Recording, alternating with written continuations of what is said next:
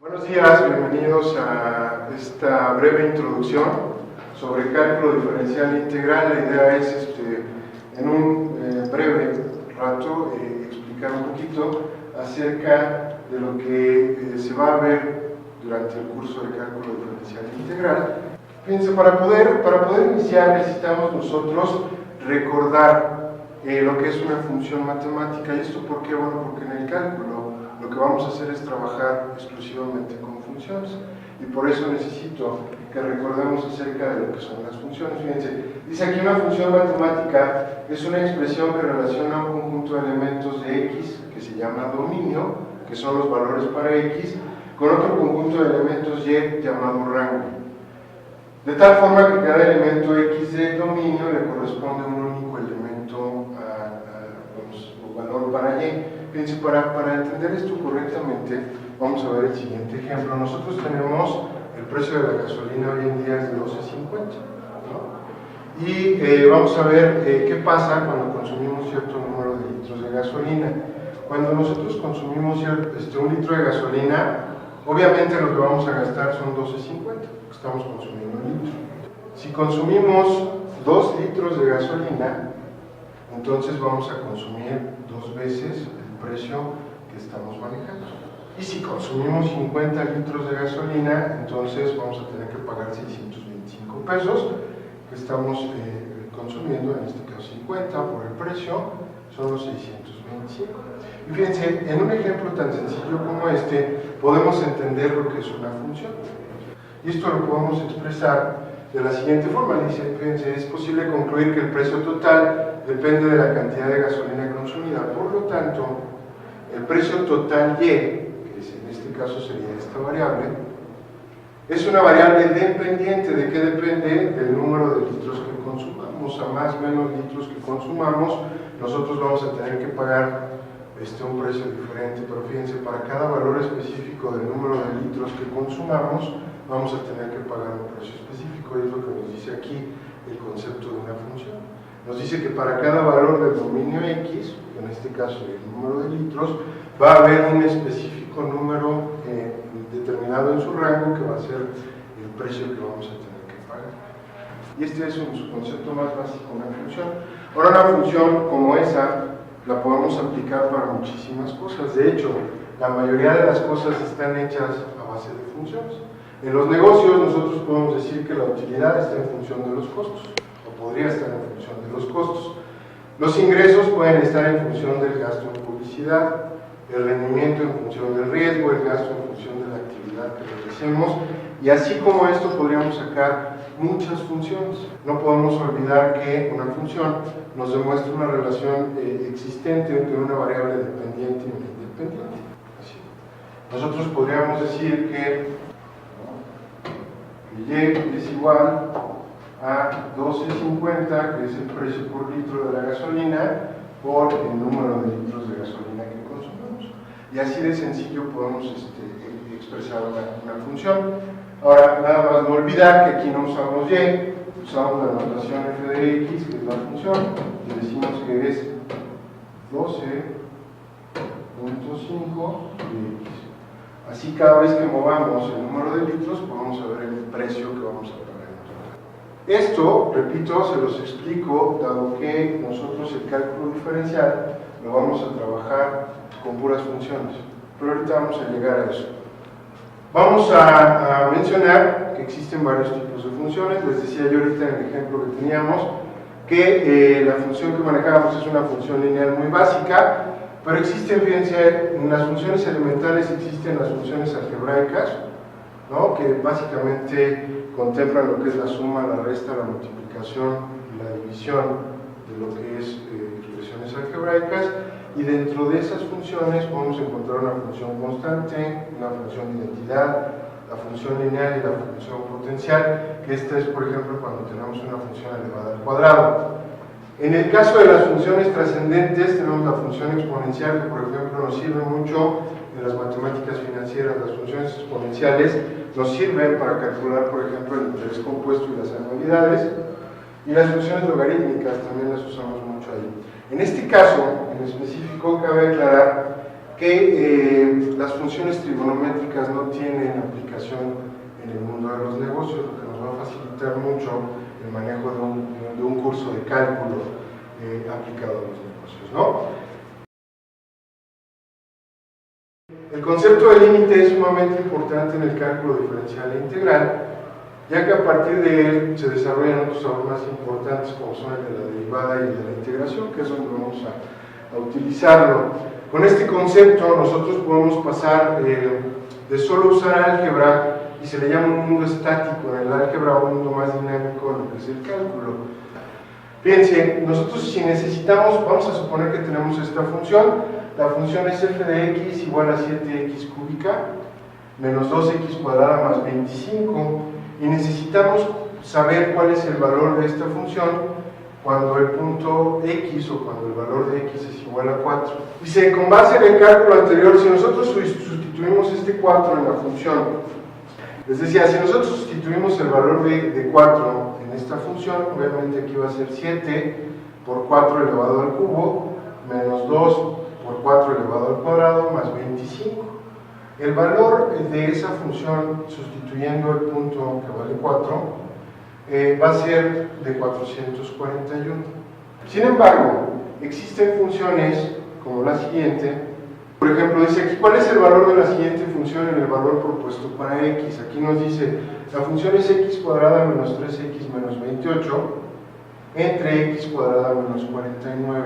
Hasta ahí parece no haber problema. Sin embargo, lo que nos piden es evaluar en x igual a 7. ¿Y cuál es el problema en x igual a 7? Bueno, que a la hora que yo sustituya este 7 en esta x cuadrada, va a ser, su valor va a ser 49, y 49 menos 49 me va a dar 0. Y cualquier número que yo quiera dividir entre 0 se va a indeterminar. Entonces no puedo calcular el valor de esta función para un punto con este valor. Entonces, lo que vamos a hacer, fíjense, necesitamos de alguna manera poder saber cuál es el valor, porque seguro esa función va a tener un valor en el punto igual a 7. Sin embargo, ya vimos que por la expresión algebraica con la cual se representa la función, nosotros no podemos calcular para exactamente el valor de 7. Entonces, podemos hacer varias cosas. La primera es tratar de calcular el valor aproximado de la función acercándonos con un valor en lugar de 7 de 6.95. Y podemos calcular también esa función en un valor por encima del 7, y en este caso de 7.05, para que guarde la misma proporción. Y fíjense, si nosotros sustituimos estos valores, el de 6.95 y el de 7.05 en la función original, entonces nosotros ya no se nos indetermina la función y podemos tener valores. ¿Qué tendríamos que hacer? Fíjense, sustituir el 6.95 en esta función, ¿de acuerdo? En donde están las x, sustituimos el 6.95 y calculamos, y nos va a dar un valor de 0.784946, ¿de acuerdo? Y hacemos lo mismo sustituyendo, pero con el valor de 7.05, ¿de acuerdo? Y lo sustituimos en la función y nos va a dar este valor ya calculado de 0.7864. Ahora, esto matemáticamente, ¿cómo lo expresamos? Como un límite. Y decimos que el límite de esta función, cuando x tiende a 7 por debajo, por eso aparece este signito menos aquí, porque estamos llegando al valor de 7 por debajo, nos va a dar este valor. Y cuando hacemos lo mismo, el límite de la función, cuando x tiende a 7 por arriba, que sería el 7.05, que podríamos adoptar otros valores, 7.01 o 6.99, y hacer el mismo cálculo. Aquí lo que quiero mostrarles es cuál es el concepto de límite. Sin embargo, aunque hayamos aproximado los valores en la función, todavía no sabemos cuál es el valor exacto cuando es 7. Podríamos nosotros aquí sumar estos dos y dividirlo entre 2 para sacar un promedio y tratar de sacar un valor. Y ese valor sería muy cercano al valor de la función cuando x vale 7. Sin embargo, fíjense, nosotros podríamos tomar en cuenta la función y a través de un procedimiento algebraico factorizar ambos extremos de la función, la parte de arriba y la parte de abajo, numerador y denominador, y con eso poder nosotros ver si podemos sustituir el valor de 7 y resolver la función. Por ejemplo, aquí arriba tenemos un trinomio que no es cuadrado perfecto. Si lo factorizamos y lo descomponemos en dos binomios, podríamos nosotros factorizar esta parte de arriba. Esta parte de abajo es una diferencia de cuadrados. La raíz cuadrada de x cuadrada es x, la raíz cuadrada de 49 es 7, entonces tenemos una diferencia de cuadrados. Ya factorizando, de esto se van a tener que acordar del asunto del álgebra, porque aquí vamos a tener que usarlo. Y fíjense, cuando descomponemos, la parte de arriba la podemos factorizar en x más 4 por x menos 7. Acuérdense, si nosotros multiplicamos x por x, nos da x cuadrada, y luego si multiplicamos 4 por x, si multiplicamos 4 por x, nos va a dar 4x, y luego si multiplicamos x por menos 7, nos va a dar menos 7x, menos 7x más 4x nos da este 3x, y luego 7 por 4 son 28 negativos y está esta parte acá. Acuérdense, tendrán que recordar la factorización, eso es importante. Aquí es la diferencia de cuadrados que habíamos visto, pero fíjense, al hacer el procedimiento algebraico, nosotros descomponemos el trinomio y el binomio, y aquí podemos prácticamente eliminar estos dos componentes. Los eliminamos y entonces nos queda x más 4 y nos queda x más 7. En este momento podemos sustituir el valor exacto de 7 en la función, y entonces si sustituimos el 7 aquí, nos va a quedar 7 más 7, nos va a quedar 14, y acá 7 más 4 nos va a quedar 11. Entonces nos da 11 catorceavos, que si hacemos la división nos va a dar .785714, que es un valor muy cercano al que habíamos sacado. ¿De acuerdo? Entonces, ¿para qué nos sirven los límites? Bueno, en este caso los límites nos sirven para poder determinar cuál es el valor de una función cuando se aproxima nuestro valor de x a un determinado número, y utilizamos un procedimiento algebraico para poder determinar cuál es el valor exacto. Aquí lo importante en el concepto de límite es que tenemos que entender que lo que buscamos es el valor exacto de la función cuando x tiende a un determinado valor. Ahora, no en todas las funciones se va a necesitar hacer un procedimiento algebraico. A veces, simplemente sustituyendo el valor de la x, vamos a poder conocerlo. Cuando no, entonces tendremos que aplicar un procedimiento como este, o cualquier otro procedimiento algebraico, a veces una división, a veces una suma, a veces una multiplicación, que nos permita poner la función de tal manera que podamos sustituir sin problema y no se nos indetermine el valor de esa función. Toda función, dependiendo del valor que se asigna a la variable independiente, que en este caso es la x, sufre cambios, y puede sufrir cambios, en este caso promedios, dependiendo de el esquema que maneje la misma función. En este caso, lo que vamos a hacer es, ya con funciones definidas, vamos a ver cómo cambia esa función cada vez que cambiamos el valor para x. Fíjense, el cambio de una función se refiere a la diferencia que existe entre los valores de la función cuando es calculada en dos puntos diferentes de su dominio. Esto a lo que se refiere es cuando le damos dos valores diferentes a la x.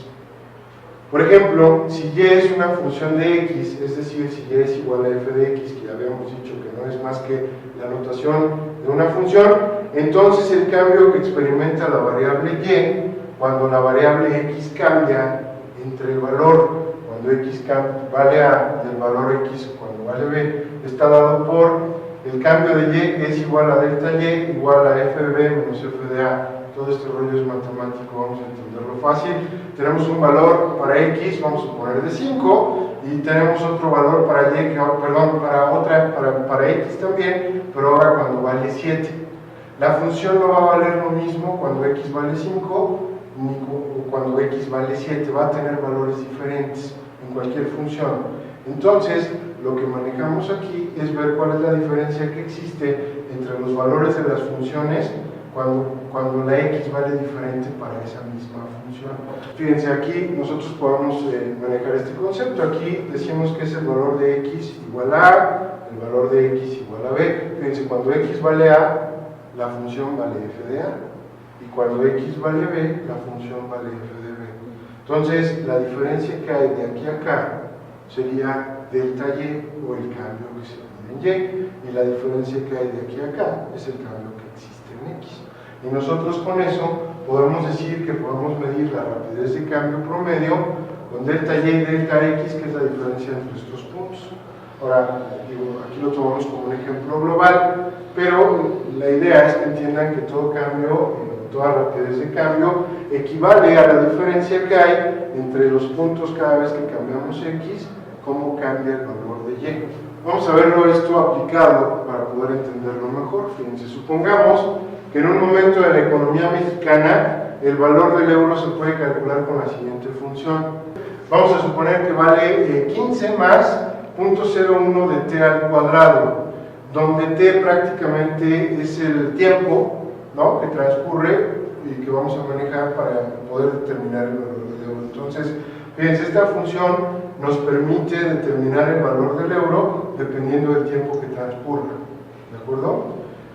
Y ahí lo dice, donde es el valor del euro en pesos mexicanos y t el tiempo en semanas, y hablamos del tiempo en semanas en que va a transcurrir. Aquí nos pregunta cuánto cambió el valor del euro entre la semana 8 y la semana 12, de acuerdo a esta función, para lograr este incremento, y nos pregunta con qué rapidez promedio tuvo que aumentar de valor. Para poder calcular esto, fíjense, lo único que tengo que hacer es sustituir el valor de la semana 8, t va a valer 8 y lo voy a sustituir en la función, y después también voy a sustituir el valor de 12, porque va a ser t igual a 12, entonces voy a tener el valor del euro en 2 semanas diferentes, en la semana 8 y en la semana 12. Bien, entonces tenemos aquí la función para conocer el valor del euro y vamos a sustituirlo para la semana 8, o sea, vamos a tratar de saber cuánto vale con esta función el valor del euro en la semana 8, y en este caso tendríamos que sustituir estamos en la semana 8, que va a ser igual a 15 más 0.01 de 8 al cuadrado. Si ven, lo único que hacemos es sustituir el valor, y esto nos va a arrojar un valor de 15.64, ¿de acuerdo? Ahora, vamos a hacer lo mismo, pero para la semana 12. Entonces, tomamos que para la semana 12 va a ser igual a 15 más 0.01 de 12 al cuadrado, y esto nos va a dar un valor de 16.44. ¿De acuerdo? Entonces, con este cálculo y aplicando la rapidez de cambio promedio que habíamos dicho, donde delta Y entre delta X, ¿no?, aquí está, delta Y va a ser igual al valor de la función con el cambio que se hizo entre los valores asignados a X, nosotros sustituimos esto en este esquema y vamos a tener el valor de 16.44 menos 15.64, que son los dos valores para las funciones, dado el cambio que se presentó entre los valores que tienen las semanas, y esto nos va a dar un valor de 0.20. ¿Y qué nos está indicando ese valor? Ese valor nos va a indicar la rapidez de cambio promedio con la que se manejó el valor del euro en esas 4 semanas. Ahí, perfecto. Calculamos y en este caso nos da un valor de 0.20, ¿no? Y decimos cuánto cambió el valor del euro entre la semana 8 y la semana 12. Ahí ya lo medimos entre el cálculo que acabamos de realizar, y la rapidez promedio con que tuvo que aumentar el valor del euro fue de 20 centavos por semana. Sin embargo, sabemos que aunque la función exista, eso no es real. ¿Por qué? Porque puede ser que la primera semana haya cambiado 0.15, y la siguiente semana 0.22, y la siguiente semana 0.18, y así sucesivamente. Aquí lo único que hicimos al comparar los dos valores entre las funciones fue determinar cuál fue la velocidad, o en este caso la razón de cambio promedio entre la semana 8 y la semana 12. Pero ¿qué pasa si yo quiero saber cuál es el cambio que se dio exactamente en la semana 8? Aquí si preguntamos con qué rapidez crece el euro exactamente en la semana 8, lo primero que vamos a necesitar es comparar valores en dos instantes de tiempos diferentes. Porque nosotros sí podemos determinar cuál es el valor del euro en la semana 8, ya lo sacamos, es 15.64, pero lo que quiero ver es cuánto aumentó el euro en esa semana, eso es lo que quiero determinar. Entonces no nos vayamos a confundir, no quiero saber el valor del euro en esa semana, quiero saber cuál fue la rapidez de cambio, es decir, cuánto aumentó esa semana. Exactamente en una semana no sabemos cuánto varió y es lo que vamos a tratar de hacer. Y si ya calculamos el valor del euro en las semanas 12 y 8, es lo que acabamos de hacer hace rato, lo que nos permitió saber que hay una rapidez de cambio promedio de 0.20 pesos por semana. Sin embargo, como les digo, fue un promedio, eso no es instantáneo. Si yo quiero saber el valor exacto de cuánto creció el euro en la semana 8, necesito hacer lo siguiente. Nos interesa la semana 8, por lo que la dejamos fija. Sabemos que va a ser, ya conocemos el valor del euro en la semana 8 y vamos a comparar su valor con el de otro tiempo más cercano a la semana 8. O sea, vamos a tratar de, en la misma función, tratar de acercarnos al valor de 8 como hicimos con los límites hace un rato y tratar de determinar cuánto vale la función. Sin embargo, ojo, aquí nosotros no vamos todavía a calcular ningún límite. ¿Por qué? Lo único que vamos a ver es cuánto vale esa función cuando sus valores son cercanos a la semana 8 y medir la variación que pueda llegar a existir cada vez que cambiamos de 8 a un valor cercano a 8. Fíjense. Vamos a construir una tabla que refleje el tiempo, el valor del euro en pesos y el incremento en relación con la semana 8. Pero fíjense lo que sucede. En esta tabla está el cálculo que nosotros realizamos para la función. Aquí está la semana 8, 15.64. Después, si sustituimos en la misma función el valor de 8.01, fíjense, el resultado que nos da es 15.6416.010. Ustedes pueden hacer este cálculo, nada más sustituyen este valor de 8.01 en la t, lo llevan al cuadrado, lo multiplican por eso y lo suman. Y aquí está el valor de la función cuando vale 8.001, vuelve a valer 15.64, pero ahora fíjense 0.16. Para el último también, nada más se va recorriendo el 0. Ahora, si yo aplico el cálculo de medir el cambio promedio en la función, tengo que hacer delta y entre delta x. Entonces lo que tendría que hacer es restar este valor menos este entre la diferencia de los valores de x, que sería 8.01 menos 8. Y fíjense, me da que es 0.16 la variación que hay. Si hago lo mismo para el cálculo que hicimos al sustituir esta, me vuelve a dar que es 0.16. Entonces, haciendo este procedimiento, podemos darnos cuenta con claridad de que la razón de cambio exactamente en la semana 8 no es de 0.20 como habíamos determinado en la razón de cambio promedio, es de 0.16. Si lo que nosotros queremos saber es la razón de cambio instantánea, es decir, la velocidad a la que cambia de forma instantánea exactamente en un punto una función, lo que vamos a hacer es aplicar el cálculo diferencial. Fíjense, vamos a tomar en cuenta nuevamente la función, es la misma función que estamos usando, y fíjense, de esa función para el cálculo de la rapidez instantánea con la que aumentaba exactamente en la semana 8, nosotros usamos un método ahorita donde calculamos el valor de la función acercándolo cada vez más al 8, o sea, hacemos un proceso de 8.01, 8.001 y así sucesivamente. Y nosotros determinamos por ahí un valor, pero fíjense, ahora nos dice, aunque la diferencia de tiempo entre las semanas en que estamos calculando la rapidez es pequeña y podríamos crecer estos decimales aún más, no podemos considerarla como rapidez de cambio instantánea, porque no la estamos haciendo exactamente para la semana 8. Lo cierto es que cada vez esa diferencia la tenemos que hacer más y más pequeña hasta que la acerquemos a 0. Sin embargo, fíjense, para hacerlo en términos matemáticos, a la diferencia que hay entre exactamente la semana 8 y la 8.01 o 8.001 o 8.0001 y así sucesivamente, esos ceros que vamos agregando los vamos a denotar con una letra H, ¿de acuerdo? Y esa H va a ser el incremento en el tiempo.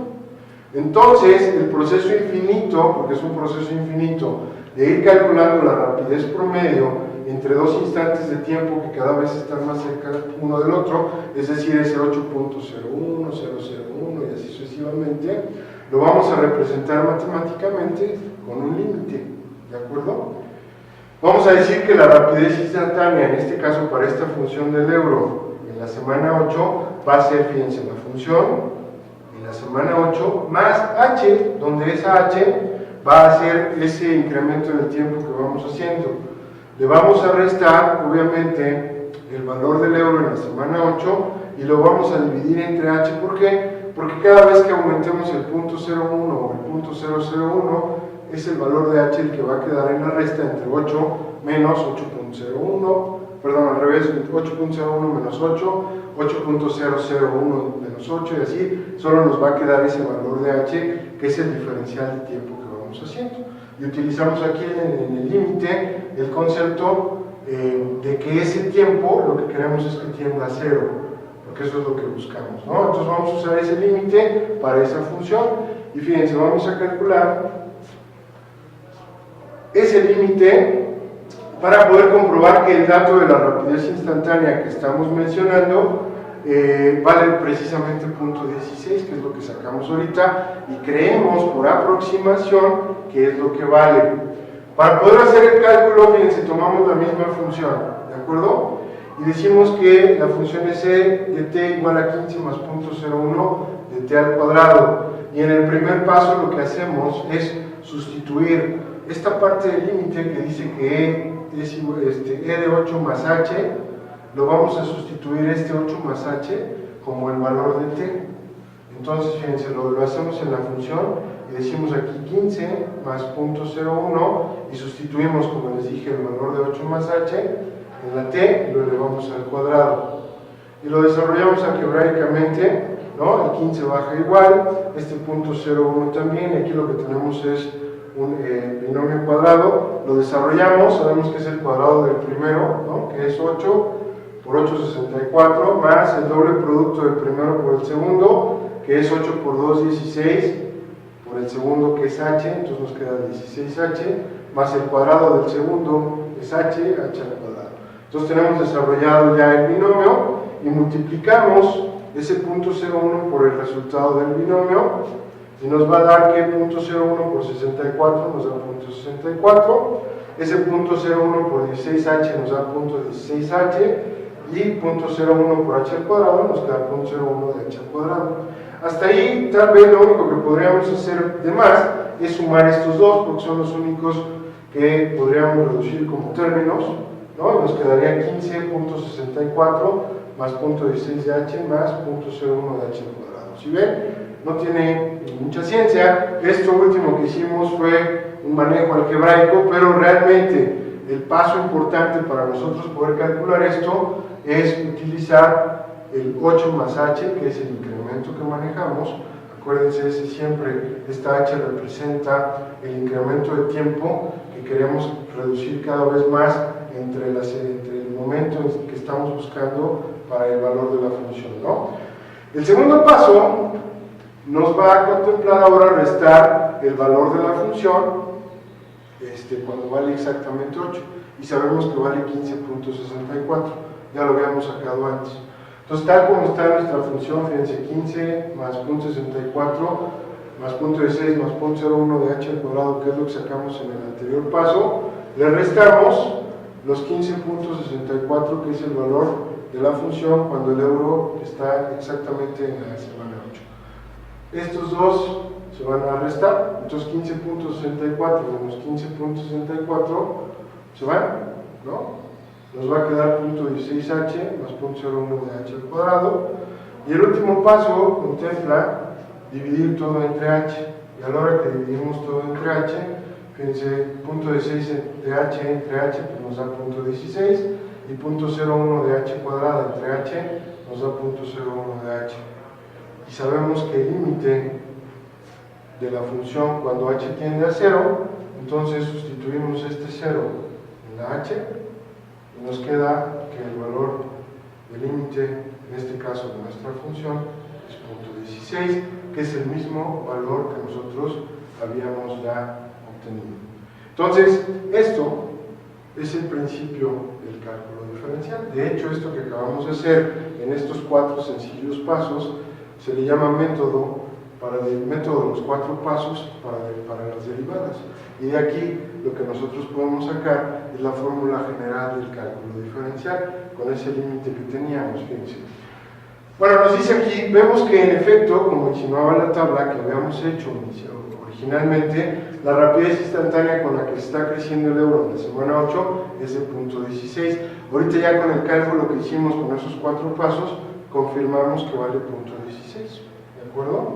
Con base en lo anterior, la rapidez instantánea con la que crece cualquier función f en cualquier punto x, porque podríamos sacar para la semana 8, la 9, la 10, la 11, la que nosotros queramos, aplicando el mismo método, podríamos sacar cuál es el valor exacto para esa semana con el que crece el euro, en este caso, de acuerdo a esa función. Y fíjense, entonces tenemos que la rapidez instantánea es igual al límite de f de x, que es cualquier punto de la función, más h menos f de x entre h cuando h tiende a 0. Y esta es la fórmula general de derivación. Y de aquí partimos para poder iniciar en tu curso de cálculo diferencial. Después verás que esta fórmula general se convierte en fórmulas y propiedades muy específicas con la que todo esto que acabamos de calcular, que acabamos de aplicar, puedes tú calcular la razón de cambio instantánea para cualquier función matemática en un punto determinado. Y recuerda siempre que nosotros lo vamos a enfocar desde la óptica de los negocios, con aplicación sobre todo a las finanzas y a la economía. Gracias.